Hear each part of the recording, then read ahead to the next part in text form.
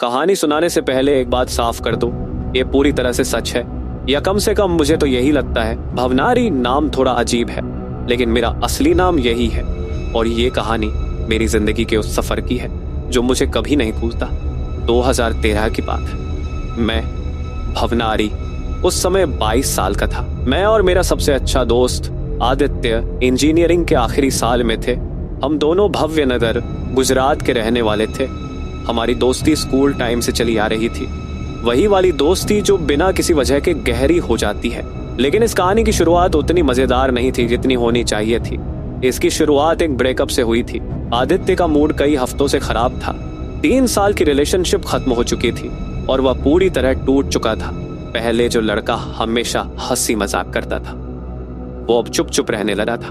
College में, room में, cafeteria में वो बस अपने फोन में घूरता रहता। जब भी हम बाहर जाने का प्लान बनाते, वह कोई न कोई बहाना बनाकर मना कर देता। एक दिन रात के करीब 11:30 बजे मैं और मेरे बाकी दोस्त समीर और राघव छत पर बैठे थे। हम लोग कोल्ड ड्रिंक्स पी रहे थे और आदित्य के बारे में बात कर रहे थे। समीर: भाई, इसे ऐसे तो नहीं छोड़ सकते, कुछ करना पड़ेगा। राघव: हाँ, लेकिन क्या? इसने तो घर से बाहर निकलना भी बंद कर दिया है। हमें कहीं घूमने जाना चाहिए, ट्रिप पर, एक लंबी बाइक राइड। मेरा आइडिया सुनकर दोनों सोच में पड़ गए। एक लॉन्ग बाइक ट्रिप, कुछ ऐसा जो हमारी जिंदगी में पहले कभी नहीं हुआ था।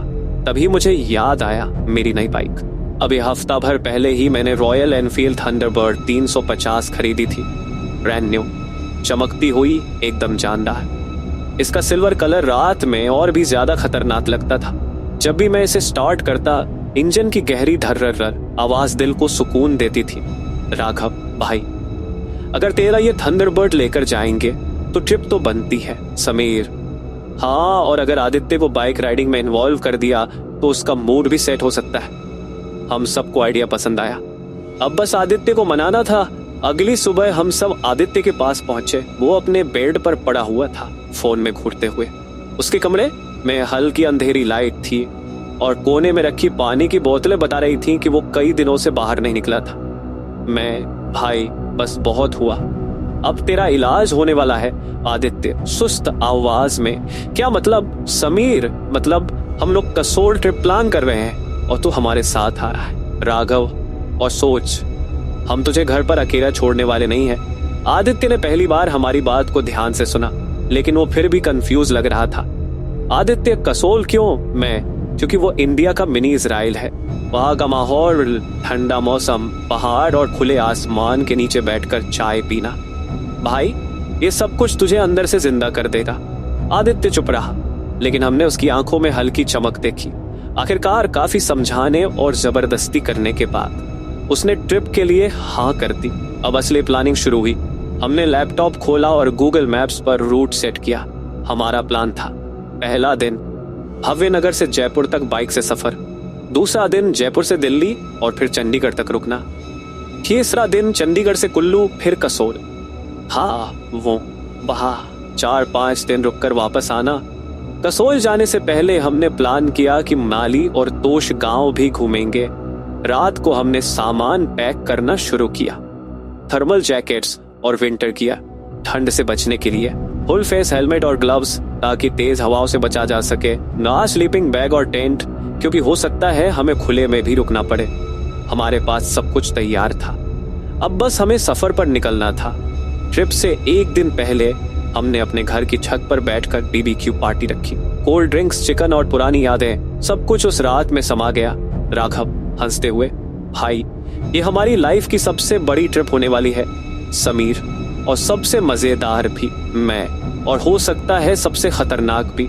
हम सब हंस पड़े, लेकिन शायद हम जानते भी नहीं थे कि ये सच होने वाला था। हम चारों के लिए ये सिर्फ एक ट्रिप नहीं थी, ये आजादी का एहसास था, कॉलेज के बोरिंग रूटीन से एक ब्रेक। लेकिन किसी को नहीं पता था कि ये ट्रिप हमें कहाँ ले जाने वाली थी।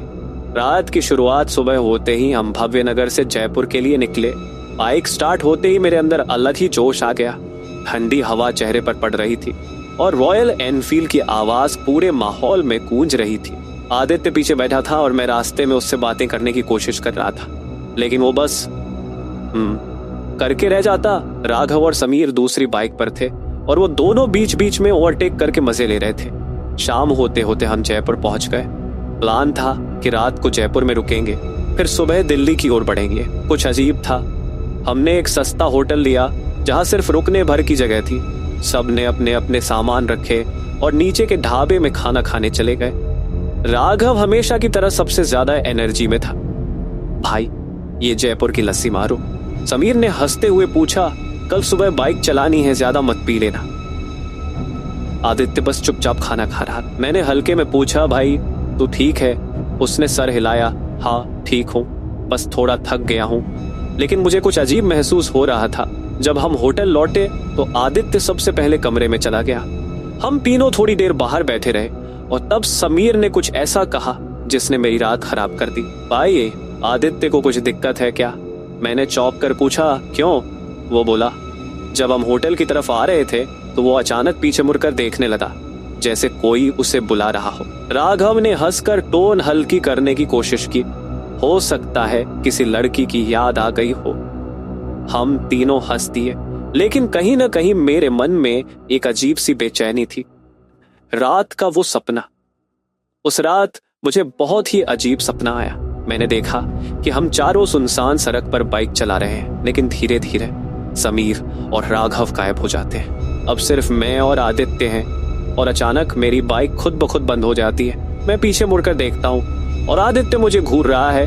उसकी आंखों में कोई अजीब सा डर है या शायद कुछ और। तभी अचानक वो धीरे धीरे अपनी बाइक से उतरता है और मुझसे बस एक बात कहता है, तूने मुझे इस ट्रिप पर लाकर बहुत बड़ी गलती कर दी है। और मैं उस अंधेरे में उसकी आंखों में देखता ही रह जाता हूँ। सुबह की उलझन सपना इतना सजीव था कि जब मेरी आंख खुली तो मेरे माथे पर पसीना था। सुबह के 6 बज रहे थे और बाकी सब सो रहे थे। मैंने आदित्य की तरफ देखा, वो चुपचाप लेटा था गहरी नींद में। क्या ये बस एक सपना था या मेरा दिमाग पहले से ही कोई संकेत देने की कोशिश कर रहा था? मुझे नहीं पता था, लेकिन ये सिर्फ शुरुआत थी। हमारी बाइक ट्रिप का पहला दिन काफी अच्छा गुजरा। हमने जयपुर होते हुए दिल्ली तक का सफर बिना किसी परेशानी के तय कर लिया। दिल्ली में थोड़ा ट्रैफिक था, लेकिन रात तक हम चंडीगढ़ पहुंच गए थे। चंडीगढ़ में पहली रात चंडीगढ़ पहुंचते ही हमें जबरदस्त ठंड महसूस हुई। बाइक चलाते चलाते चलाते चलाते हम किसी अच्छे होटल में रुकना चाहते थे, लेकिन बजट ज्यादा नहीं था, इसलिए एक सस्ते गेस्ट हाउस में कमरा ले लिया। राघव ने आते ही होटल वाले से पूछ लिया, भाई कुछ बढ़िया खाना मिलेगा? होटल मालिक हंसते हुए बोला, भाई पराठे खाओ और साथ में मक्खन लगवा दो, ठंड में यही असली मजा है। थोड़ी ही देर में गरम गरम आलू पराठे हमारे सामने थे। उस ठंडी रात में हमने खाना एंजॉय किया और फिर अपने अपने बेड पर गिर पड़े। सुबह का सफर और पहला बदलाव, अगले दिन सुबह 6 बजे ही निकलने का प्लान था, लेकिन ठंड इतनी थी कि हम उठ ही नहीं पाए। जब होटल वाले ने दरवाजा खटखटाया तब जाकर हमने उठने की हिम्मत की। समीर अब भी कंबल में लिपटा पड़ा था। भाई 1 घंटा और सोने दो ना, लेकिन आदित्य ने उसे लात मारकर उठा दिया। हमने बाइक पर सामान सेट किया और चंडीगढ़ से आगे बढ़े। हमारी अगली मंजिल थी बिलासपुर और फिर वहां से मनाली हाईवे पकड़ना था। मनाली हाईवे असली चुनौती। जैसे जैसे हम मनाली हाईवे पर आगे बढ़ते गए, रास्ता पहाड़ों की ओर मुड़ता गया। अब सड़कें घुमावदार और खतरनाक हो चुकी थी। एक तरफ गहरी खाई थी, दूसरी तरफ ऊंचे पहाड़। राघव, जो अब तक सबसे ज्यादा मजाक कर रहा था, अचानक चुप हो गया। भाई यहाँ जरा संभल कर चलाना, ये रोड खतरनाक लगता है। मैंने उसे शांत किया। अरे बस टाइट पकड़ कर बैठ, मजा आएगा, मजा आएगा। हम जैसे ही आगे बढ़े मौसम अचानक बदल गया। ठंडी हवाएं और घना कोहरा हमें धीमा चलने पर मजबूर कर रहा था। पहली अजीब घटना, हम एक जगह चाय पीने के लिए रुके। वहां एक पुराना ढाबा था जिसमें सिर्फ एक बूढ़ा आदमी बैठा था। हमने उससे पूछा, भाई यहाँ से कुल्लू जाने में कितना टाइम लगेगा? बूढ़े ने हमें ध्यान से देखा और धीरे से बोला, रात से पहले यहाँ से निकल जाना बेटा। हम सब हंस पड़े। समीर ने मजाक में कहा। हम सब हंस पड़े। समीर ने मजाक में कहा, अंकल डराओ मत, हम बाइकर हैं। बूढ़े ने ज्यादा सीरियस नहीं लिया और फिर अपनी बाइक स्टार्ट की। लेकिन हमें नहीं पता था कि ये ट्रिप अब पहले जैसी नहीं रहने वाली थी। बूढ़े ढाबे वाले की बात हमने हंसी में उड़ा दी, लेकिन अंदर कहीं न कहीं एक अजीब सा एहसास था। शायद ये ठंड की वजह से था, या शायद ये ऊंचाई पर आने के बाद का असर, लेकिन माहौल अचानक अलग सा लगने लगा था। चाय पीने के बाद हम दोबारा बाइक पर सवार हुए। कोहरा अब और घना हो चुका था और सड़क के किनारे बने पुराने मील के पत्थर अब धुंध में धीरे धीरे गायब हो रहे थे। अगला स्टॉप एक गलत मोड़, हमारा अगला स्टॉप मंडी था, जहां से हमें कुल्लू के लिए रास्ता पकड़ना था। लेकिन जैसे ही हम आगे बढ़े, रास्ता थोड़ा अजीब लगने लगा। जीपीएस ऑन किया तो नेटवर्क गायब था। समीर ने कहा, भाई सीधा चलते रहो, ये रोड सही लग रही है। लेकिन आदित्य ने बाइक धीमी कर दी। रुको, मुझे लग रहा है हम गलत रास्ते पर आ गए हैं। हमने गूगल मैप दोबारा चेक किया, लेकिन लोकेशन अपडेट ही नहीं हो रही थी। सड़क के दोनों किनारे ऊंचे ऊंचे पेड़ थे और ठंड अब और बढ़ चुकी थी। पहली असहज अनुभूति करीब 15-20 मिनट तक इस सड़क पर चलते रहे। ये हाईवे जैसा नहीं लग रहा था, बल्कि कोई पुराना जंगल वाला रास्ता था। किसी अजीब जगह ले जा रही है। इतनी देर से कोई गाड़ी भी नहीं दिखी। हमने चारों ओर देखा, सिर्फ घना जंगल। समीर हंसने की कोशिश करते हुए बोला, भाई कहीं वो ढाबे वाले की बात सही तो नहीं थी? आदित्य चिढ़ गया, अबे बकवास मत कर, बस रोड चेक करो। लेकिन अंदर ही अंदर हम सब अब थोड़ा असहज हो चुके थे। कौन था वो? तभी हमारी बाइक के ठीक सामने कोहरे में कोई खड़ा दिखा। हमने ब्रेक लगाया। करीब 50-60 मीटर की दूरी पर एक आदमी खड़ा था, लेकिन अजीब बात यह थी कि वो हमारी तरफ पीठ करके खड़ा था। राघव ने कहा, भाई कोई लोकल होगा, रास्ता पूछ लेते हैं। हमने हॉर्न बजाया, कोई हरकत नहीं। आदित्य ने जोर से आवाज लगाई, भाई साहब। कोई जवाब नहीं। समीर ने कहा, कुछ तो गड़बड़ है, निकलते हैं यहाँ से। हमने बाइक घुमाई और तेज रफ्तार में वहां से भागे। लेकिन भागते भागते मैंने रियर व्यू मिरर में देखा, वो आदमी अब भी वैसे ही खड़ा था। सही रास्ता या कुछ और? करीब 10 मिनट बाद हमें फिर से एक सड़क का जंक्शन दिखा। वहां एक पुराना बोर्ड लगा था जिस पर लिखा था कुल्लू। 42 किलोमीटर। हमने राहत की सांस ली, शायद हमने सही रास्ता पकड़ लिया था। लेकिन जैसे ही हमने बाइक आगे बढ़ाई, मुझे अचानक एहसास हुआ हम कितनी देर से इस रास्ते पर थे। हमने करीब 40 मिनट पहले मंडी से निकला था और कुल्लू सिर्फ 42 किलोमीटर दूर था। तो फिर हम अब तक वहां क्यों नहीं पहुंचे? राघव ने घड़ी देखी और धीरे से कहा, भाई टाइम देख। सबने अपने अपने फोन निकाले। सबकी बैटरी अचानक खत्म हो गई थी। समीर के चेहरे का रंग उड़ चुका था। भाई कुछ तो बहुत गड़बड़ है। हमने बाइक की स्पीड तेज कर दी। आगे क्या होने वाला था हम में से कोई नहीं जानता था। हमारी बाइकें अब पूरी स्पीड में थी। कोई किसी से कुछ कह नहीं रहा था, बस हम चारों सड़क पर आंखें गड़ाए भाग रहे थे। ठंडी हवा चेहरे को चीर रही थी, लेकिन उस ठंड से ज्यादा अजीब पीछे छूटे रास्ते का डर था। कितना दूर और? समीर चिल्लाया, बस चलते रहो जब तक कोई गांव या ढाबा न दिखे। आदित्य ने जवाब दिया, लेकिन दिमाग में एक सवाल घूम रहा था। हम इतने समय से चल रहे हैं, फिर भी कुल्लू क्यों नहीं आ रहा? अजीब रास्ता। करीब 20 मिनट बाद हमें सड़क किनारे एक छोटा सा बोर्ड दिखा। उस पर मिटे हुए अक्षरों में कुछ लिखा था, रास्ता बंद। लेकिन नीचे कुछ और लिखा था जो शायद मिट चुका था। राघव ने बाइक रोकी और बोर्ड पर हाथ फेरा।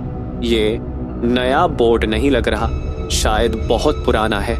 मैंने कहा, लेकिन अगर ये रास्ता बंद होता तो गूगल मैप पर दिखता। आदित्य चुप था, बस सड़क की ओर देख रहा था। समीर ने धीरे से कहा, क्या? आदित्य ने बिना पलक झपकाए जवाब दिया, सड़क आगे जाकर खत्म हो रही है।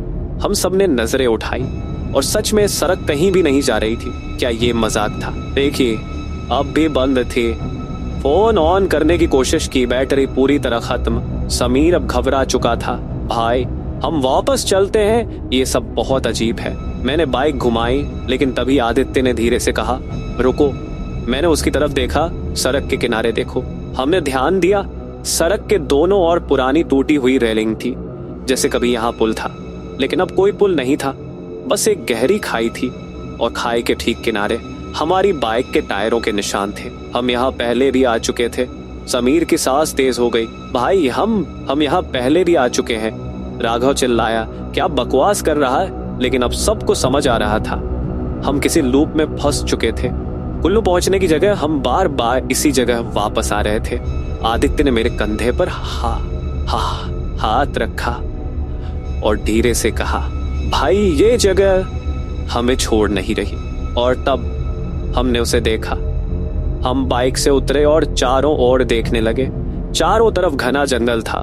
दूर तक कोई गाड़ी या इंसान नहीं दिख रहा था, लेकिन रास्ते के किनारे खड़े पुराने बिजली के खंभे दिखे जिन पर जंग लगी थी, और उन्हीं में से एक के पास वो खड़ा था, वही आदमी जिसे हमने पहले सड़क पर देखा था।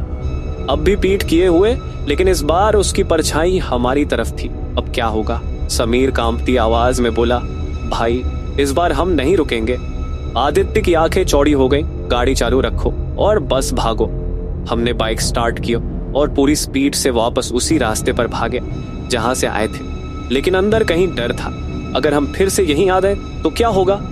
हमारी बाइकें अंधेरे को चीरती हुई आगे बढ़ रही थी, लेकिन मन में एक ही सवाल था, क्या इस बार हम सच में बाहर निकल पाएंगे? अजीब बदलाव। जैसे ही हमने स्पीड बढ़ाई, मुझे एहसास हुआ कि हवा ठंडी से ज्यादा भारी लग रही थी। किसी ने कुछ नहीं कहा, लेकिन सबको महसूस हो रहा था कि कुछ गड़बड़ है। अचानक समीर की बाइक ने जोर से झटका मारा। भाई रुको, कुछ गड़बड़ है। हम सब ने ब्रेक मारे और उसकी ओर देखा। क्या हुआ? मैंने पूछा।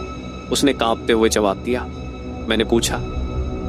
उसने कुनिहा, कुछ बदला हुआ लग रहा है। हम चारों ओर देखने लगे। पहले वाली टूटी रेलिंग, वही जंग लगे खंभे, लेकिन इस बार रास्ते के किनारे कुछ नई चीजें दिख रही थी। गांव जो पहले नहीं था, दूर हल्की धुंध में कुछ आकार दिख रहे थे। छोटे मकान, लकड़ी के दरवाजे, टूटी हुई खिड़कियां। राघव बुदबुदाया, ये पहले नहीं था। आदित्य बाइक से उतरा और हल्की आवाज में बोला, ये कोई पुराना गांव लगता है। हमने बाइक की हेडलाइट्स उधर घुमाई और जो देखा उसने हम सबकी रीढ़ में ठंड उतार दी। गांव के बाहर एक पुराना टूटा फूटा बोर्ड पड़ा था जिस पर नाम लिखा था मलाना गांव। हमने एक दूसरे की ओर देखा। मलाना जो कसोल के पास था, लेकिन उसकी असली लोकेशन वहां नहीं थी जहां हम थे। समीर की आवाज कौपी, भाई हम कहीं और आ चुके हैं। यहाँ कोई है? राघव ने हिम्मत करके आवाज लगाई। कोई है यहाँ? कोई जवाब नहीं। हमने गांव में कदम रखा। सब कुछ वीरान था। मिट्टी से ढकी टूटी हुई झोपड़ियां, लकड़ी के जले हुए खंभे और गलियों में किसी के चलने के निशान जो इंसानी नहीं लग रहे थे। हम धीरे धीरे अंदर बढ़े। समीर बुदबुदाया, भाई ये जगह सही नहीं है, हमें यहाँ से निकलना चाहिए। लेकिन तभी एक दरवाजा खुद ब खुद खुला और अंदर अंधेरे में कुछ हिला। वो कौन था? राघव ने टॉर्च निकाली और अंदर रोशनी डाली। अंदर एक कमरा था। दीवारों पर अजीब आकृतियां बनी हुई थी, इंसानों की आंखों के बिना, और फर्श पर एक पुरानी किताब पड़ी थी। मैंने किताब उठाई। उसके पहले पन्ने पर लिखा था, अगर तुम ये पढ़ रहे हो तो तुम्हें यहाँ नहीं होना चाहिए था। हमारे चेहरे से खून सूख गया। आदित्य कांपती आवाज में बोला, भाई ये गांव हमें यहाँ क्यों खींच कर लाया? और तभी कमरे के कोने से किसी ने सांस ली। अब क्या होगा? हम सबके पैरों के नीचे से जमीन खिसक गई। वो जो भी था अब हिल रहा था और उसकी सांसें भारी हो रही थी। अब हमें निकलना ही होगा। अगर मैं कहूँ कि वो हमारी सबसे बड़ी गलती थी तो शायद आप यकीन नहीं करेंगे, लेकिन उस किताब को छूना ही हमारे लिए मौत बुलाने जैसा था। एक अजीब एहसास। मेरे हाथ में वो पुरानी किताब थी, पन्ने जर्जर, लेकिन शब्द इतने साफ जैसे किसी ने अभी अभी लिखे हो। पहला पन्ना, अगर तुम ये पढ़ रहे हो तो तुम्हें यहाँ नहीं होना चाहिए था। दूसरा पन्ना, हर आदमी यहाँ एक गलती करता है, अगर तुम भी वही गलती करोगे तो लौट नहीं पाओगे। तीसरा पन्ना खाली था, लेकिन उसका कागज गीला था, जैसे किसी ने आंसुओं से भिगो दिया हो। पीछे कोई खड़ा था। मैंने सिर उठाया। राघव दरवाजे की ओर देख रहा था। आदित्य एकटक छत को घूर रहा था और समीर वो पीछे देख रहा था, हमारी ओर नहीं, किसी और चीज की तरफ। भाई, उसकी आवाज बस एक फुसफुसाहट में बदल गई। हम सबने धीरे से गर्दन घुमाई। कोई खड़ा था। परछाई जो हमारी नहीं थी, काले कोने में हल्की रोशनी के बीच एक परछाई थी, लेकिन बात यह थी हमारी हेडलाइट्स उस ओर नहीं थी। मतलब वो परछाई हम में से किसी की नहीं हो सकती थी। आदित्य की सांसें तेज हो गईं। भागो! और अगले ही पल दरवाजा खुद ब खुद बंद हो गया। गांव की सबसे गहरी गलती, मैंने किताब जमीन पर गिरा दी। दरवाजे को धक्का दिया, टस से मस नहीं। समीर ने घबराकर चारों ओर देखा। भाई कोई खिड़की, कोई रास्ता ढूंढो। लेकिन इस कमरे में कोई खिड़की नहीं थी। और तभी किताब के पन्ने अपने आप पलटने लगे। पन्ना नंबर 13। तुमने वो गलती कर दी, अब केवल एक ही रास्ता बचा है। राघव चिल्लाया। कौन सी गलती? हमसे क्या गलती हुई? और तभी कमरे की दीवारें बदलने लगी। कमरा जो अब वैसा नहीं था, जिस जगह हम खड़े थे वहां अब वो कमरा नहीं था। दीवारें सिकुड़ रही थी, फर्श धंस रहा था, छत से कुछ रिस रहा था। लाल रंग का भाई, ये जगह बदल रही है। आदित्य ने दीवार पर हाथ फेरा और हम सब ने देखा वो ईंट नहीं थी, वो इंसानी चेहरों से बनी दीवार थी और उन्हीं चेहरों में से एक हमारी तरह ही दिख रहा था। अगर मैं कहूं कि हम मरे नहीं तो यह आधा सच होगा, क्योंकि उस रात हमने जो देखा उसके बाद हम वैसे इंसान नहीं रहे जैसे वहां जाने से पहले थे। दीवारों पर जिंदा चेहरे। मैंने आदित्य की बाह पकड़कर उसे खींचा। यहां से निकलना होगा, लेकिन किधर? वो दीवारें अब ठोस नहीं थी, बल्कि किसी धड़कते हुए बांस की तरह हिल रहे। उनमें जड़े चेहरे आंखें खोल चुके थे। एक मरे हुए आदमी की आंखें जो तुम्हें सीधा देख रही हो। वैसे भी इंसान के दिमाग को सबसे ज्यादा डर उसी चीज से लगता है जो उसे समझ ना आए, और हमें कुछ भी समझ नहीं आ रहा था। आदित्य की चीख, भाई मेरे हाथ को कुछ पकड़ रहा है। आदित्य का चेहरा पीला पड़ चुका था। मैंने नीचे देखा, दीवार से एक हाथ निकला था, वो सड़ा हुआ अजीब गीला सा हाथ, वो उसे अपनी ओर खींच रहा था। आदित्य, राघव ने झपट कर उसे पकड़ा, लेकिन वो हाथ अब 2 हो चुके थे, फिर 3, फिर 4। उनके नाखून लंबे और गंदे थे, उनकी पकड़ किसी हड्डी तोड़ देने वाली ताकत से भरी थी। समीर ने सबसे बड़ा कदम उठाया। तभी समीर ने कुछ किया। उसने दीवार पर लात मारी, और जैसे ही उसने ऐसा किया कमरा बुरी तरह कांप उठा, जैसे ये जगह खुद दर्द में कराह रही हो। गलत कदम, सबसे बुरी सजा। कमरा अब पूरी तरह खून से सना था। हर दीवार से हड्डियों की चटकने की आवाज आई थी। तभी किताब फिर से जमीन पर फड़फड़ाई। इस बार उसमें कुछ लिखा हुआ था, गलत कदम। अब तुम उन गलियों में फंस चुके हो जहां से कोई बाहर नहीं निकलता। फिर किताब की स्याही खुद ब खुद फैलने लगी, जैसे वो किसी अदृश्य हाथ से लिखी जा रही हो। अब गलियों को पहचानो, और अगर पहचान नहीं पाए तो तुम भी हमारी तरह इस दीवार में शामिल हो जाओगे। एक नया दरवाजा, लेकिन कहा जाता था। तभी जमीन कांपी। एक दरवाजा हमारे सामने खुल चुका था, लेकिन ये पहले तो यहाँ नहीं था, ये कहा जाता था। और अगर हम उसमें चाहते तो क्या हम कभी वापस आ सकते थे? हमारे सामने जो दरवाजा था वो किसी आम लकड़ी के दरवाजे जैसा नहीं था, वो सांस ले रहा था। हाँ, बिल्कुल जैसे कोई जिंदा चीज हो। दरवाजे के किनारों पर काले धागों जैसे अजीब निशान थे जो हल्के हल्के हिल रहे थे। आदित्य ने कांपती आवाज में कहा, हम इसे खोलने वाले हैं ना? हमारे पास कोई और चारा भी तो नहीं था। उस तरफ वो गली थी, दरवाजे के पार खूब अंधेरा था, लेकिन जैसे ही हमने कदम रखा, हम एक गली में थे। लेकिन ये कोई साधारण गली नहीं थी। ये कोई साधारण गली नहीं थी जिनका जिक्र किताब में था। कुछ पर धूल जमी थी, कुछ की खिड़कियां टूटी हुई थीं, और कुछ दुकानों के दरवाजे आधे खुले थे, मानो कोई अभी अभी अंदर गया हो। लेकिन सबसे अजीब बात, हर दुकान पर कोई ना कोई नाम लिखा हुआ था, लेकिन वो नाम हमें पहचाने पहचाने लग रहे थे। मैंने पास जाकर देखा, एक दुकान के बाहर लिखा था, राघव सब्जी विक्रेता। मैंने हैरानी से राघव की तरफ देखा। भाई, ये नाम तेरा कैसे? राघव के चेहरे पर पसीना था। उसने चुपचाप दूसरी दुकान की तरफ इशारा किया, वहां लिखा था, समीर सुनार। अब हमारी सांसें तेज हो गई। आगे बढ़ते गए। आदित्य मोची भवनारी पानवाला, ये क्या हो रहा है? समीर ने फुसफुसाकर कहा। गली के लोग जो दिख नहीं रहे थे। गली में कोई इंसान नहीं था, लेकिन हमें एहसास हो रहा था कि हम अकेले नहीं थे। छतों पर, गलियों के कोनों पर, दुकानों के अंदर कोई था, और हम उनकी आंखों की नजर अपने ऊपर महसूस कर सकते थे। राघव ने अचानक कहा, हमें यहाँ नहीं रुकना चाहिए, ये जगह सही नहीं है। लेकिन अब बहुत देर हो चुकी थी। घड़ी का समय उल्टा चल रहा था। गली के बीचों बीच एक पुरानी दीवार खड़ी थी। हमने जब उसे देखा तो हमारे पैर जम गए। समय उल्टा चल रहा था। घड़ी की सुइयां धीरे धीरे पीछे जा रही थी।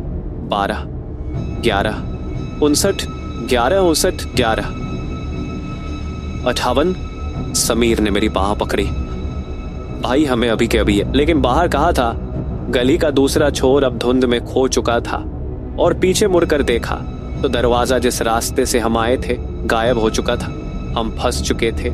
और तभी किसी ने हमारे नाम लेकर पुकारा, भवनारी। आदित्य, समीर। वो आवाज जानी पहचानी थी, लेकिन ये नाम लेने वाले दिख नहीं रहे थे। अब हमें गलती समझ आ रही थी।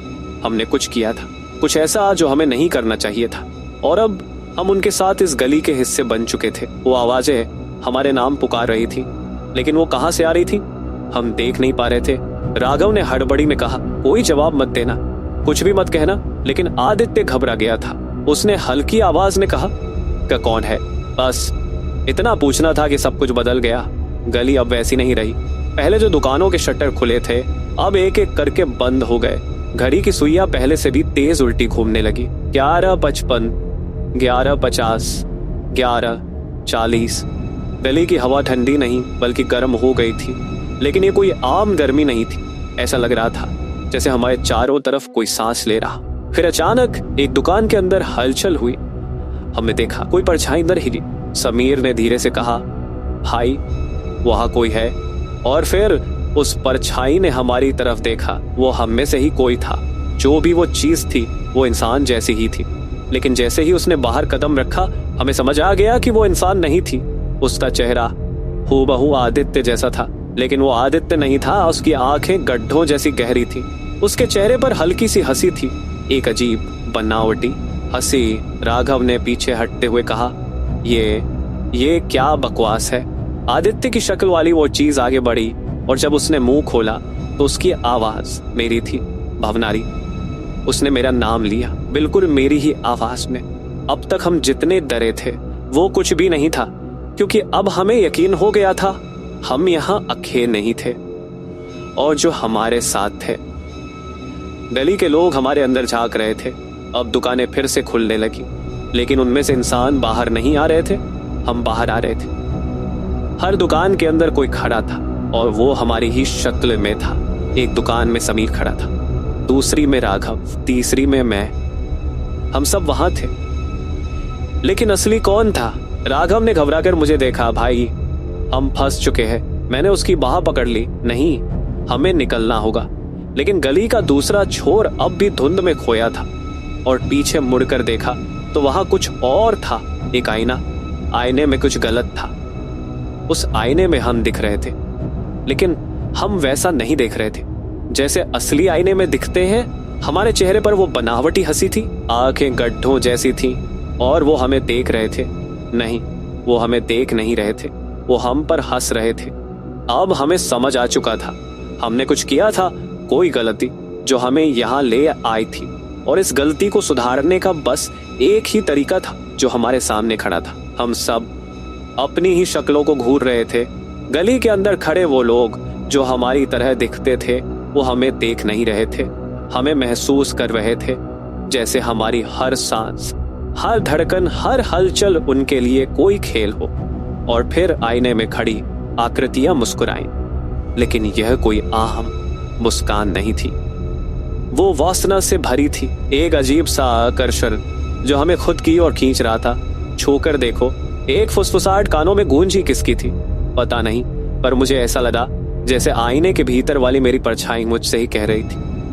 आदित्य ने मेरा हाथ पकड़ा, भाई इस जाल में मत फंस। लेकिन मेरी नजरें हट नहीं रही थी। आईने के अंदर वाली मेरी परछाई अब खुद को छू रही थी। उसके होंठ, उसकी उंगलियां, वो अपना ही चेहरा, अपना ही बदन महसूस कर रही थी। उसका सांस लेना, उसकी आंखें, सब कुछ असली था। और अचानक मेरे अंदर भी वही हलचल होने लगी। ये कोई आम आईना नहीं था, ये लालच था, इच्छा थी, ये खुद को भूल जाने का नशा था। राघव और समीर भी स्तब्ध थे, उनकी आंखें भी धीरे धीरे आईने में खुद को देखने लगी। हम उनके पास जा सकते हैं। आवाजें फिर आईं, अब वो और करीब थी, अब वो और मोहक थी। बस एक कदम और आदित्य चिल्लाया, पीछे हटो। पर अब बहुत देर हो चुकी थी। राघव का हाथ खुद ब खुद आईने की ओर बढ़ चुका था और जैसे ही उसकी उंगलियां आईने को छूने वाली थी, आईना पिघल गया। नहीं, वो कांच नहीं था, वो कोई दरवाजा था। और जैसे ही राघव ने उसे छुआ, एक हाथ आईने के अंदर से निकला और उसे खींच लिया। अब हमें पता था आईना सिर्फ एक रास्ता था, लेकिन उस रास्ते की दूसरी तरफ कौन था ये हमें नहीं पता था। आखिरी चीज जो हमें याद थी, राघव का हाथ आईने के अंदर खींचा जा रहा था और हम सब उसे बचाने की कोशिश कर रहे थे, लेकिन अगले ही पल सब अंधेरा हो गया। भाई उठ। मेरी आंखें खुली, मेरे सिर में तेज दर्द था, जैसे किसी ने घंटों तक हथौड़े से पीटा हो। चारों तरफ घुप अंधेरा था, बस दूर कहीं से टिमटिमाती रोशनी आ रही थी। क्या हुआ था? मैंने कांपती आवाज में पूछा। आदित्य, समीर और राघव तीनों मेरे पास ही जमीन पर लेटे थे। हम एक छोटे से टेंट के अंदर थे। भाई हम कहाँ हैं? राघव की आवाज बुरी तरह कांप रही थी। हम सबने अपने अपने फोन निकाले। 5:45 आम 29 दिसंबर 2013, मतलब सिर्फ एक रात बीती थी। लेकिन ये कैसे मुमकिन था? हम आईने के अंदर थे, हमें खींचा जा रहा था। याद करने की कोशिश कर, आदित्य ने कहा। सबने अपनी यादें एक दूसरे से शेयर करनी शुरू की। हमने कसोल से पहले एक रहस्यमयी होटल में रुकने का फैसला किया था। वहां हमने आईना देखा जिसमें हमारी परछाइयां कुछ अजीब कर रही थी। किसी ने कहा, छू कर देखो। और फिर हम यहाँ थे, लेकिन कैसे? राघव ने अपनी गर्दन पर हाथ फेरा। भाई देख, उसकी गर्दन पर नीले और बैंगनी रंग के अजीब निशान थे, ऐसे जैसे किसी ने वहां हाथ रखा हो या कोई दबोच रहा हो। समीर ने अपनी उंगलियों को देखा। उसकी हथेलियां मिट्टी में सनी हुई थी, लेकिन वहां लाल रंग के हल्के धब्बे भी थे। क्या हमने सच में कुछ देखा था, या फिर हम सब ने एक साथ एक ही सपना देखा? लेकिन 4 लोग एक ही सपना कैसे देख सकते हैं? भाई होटल कहाँ है?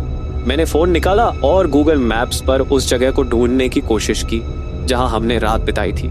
लेकिन वहां कोई होटल था ही नहीं जहां हमने बाइक रोकी थी। वहां सिर्फ घना जंगल था। मतलब हम वहां कभी रुके ही नहीं थे। तो फिर आईने के उस पार कौन था? और सबसे बड़ा सवाल, अगर वो सब सपना था तो राघव की गर्दन पर निशान क्यों थे? कोई जवाब नहीं था। हमने चुपचाप अपना सामान उठाया, बाइक स्टार्ट की और कसोल की ओर बढ़ गए। किसी ने रास्ते में कुछ नहीं कहा। हम सब जानते थे कुछ तो हुआ था, पर क्या?